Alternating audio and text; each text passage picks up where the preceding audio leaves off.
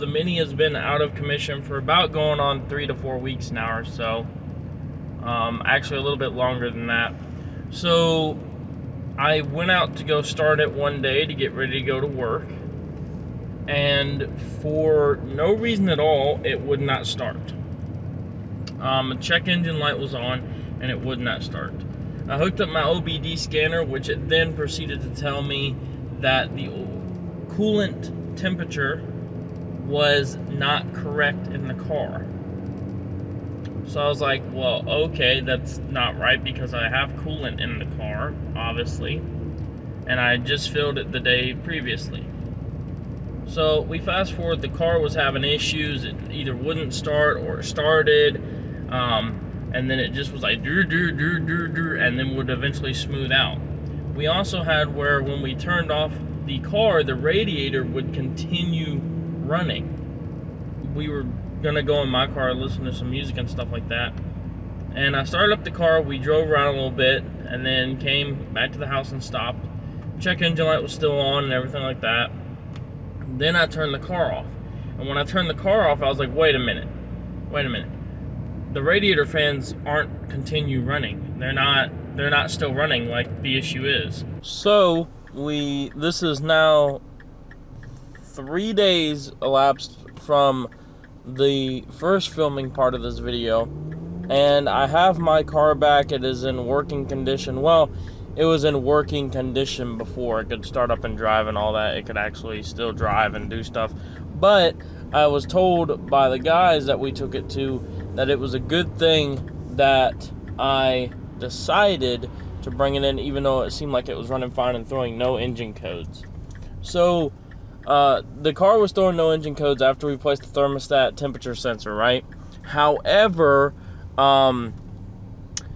we took it to that place, and they didn't even have to fully diagnose it. All they did was put it on a pressure test of the coolant, and immediately found out the thermostat housing was cracked. So it was not severely, ridiculously blown, cracked, but it was cracked. So basically, every time I would start the car and the car would run, it would it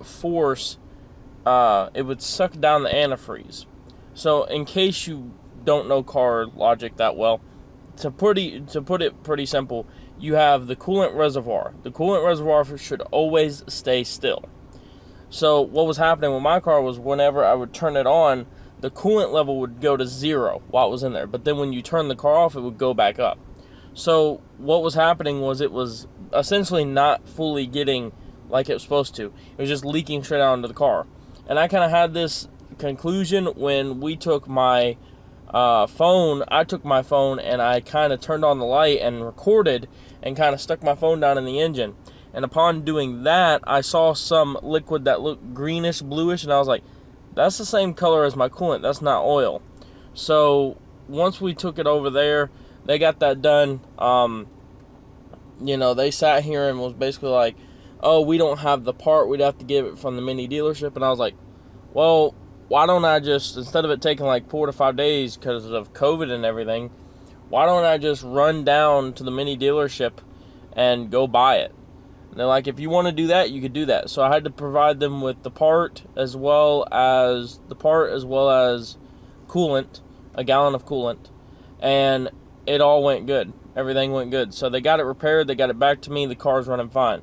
But the weirdest thing that I find is it did not throw an engine code with the cracked housing.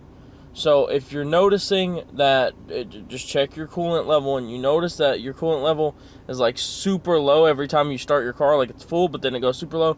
Check your thermostat housing, because mine didn't even throw a check engine light. A check engine light was on for a while, and then it went away, and then there was no errors wrong with the car. There was no errors no matter what I ran through, no matter what I did through as far as scanners. They even put on a scanner, it said that it was clear, but clearly something was wrong because there was coolant leaking everywhere. So what had happened was we had replaced the coolant temperature sensor thinking it was that, and we had placed the radiator fan relay. It was neither of those, right? So those two things took away my check engine light. As soon as we put those in, about 2-3 days later, the check engine light went out. but it still was having issues. It still, when I started up, it would still idle a little bit weird and everything like that. It's because the car was not getting the correct coolant. It wasn't getting coolant. It wasn't getting enough coolant. So now that that's fixed and repaired, the car is back on the road and back driving again. He said it's a good thing that I came and got it done when I did, because of the reason being that it could have blown my head gasket.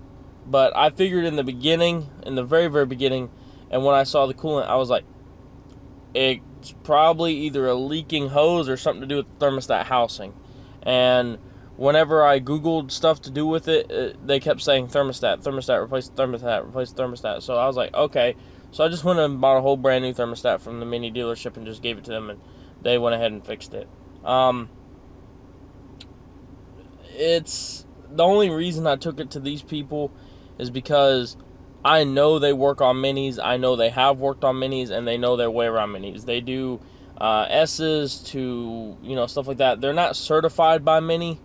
They're not a mini mechanic shop, but they work on minis. And one of the guys who works there has been working on minis. Let's see.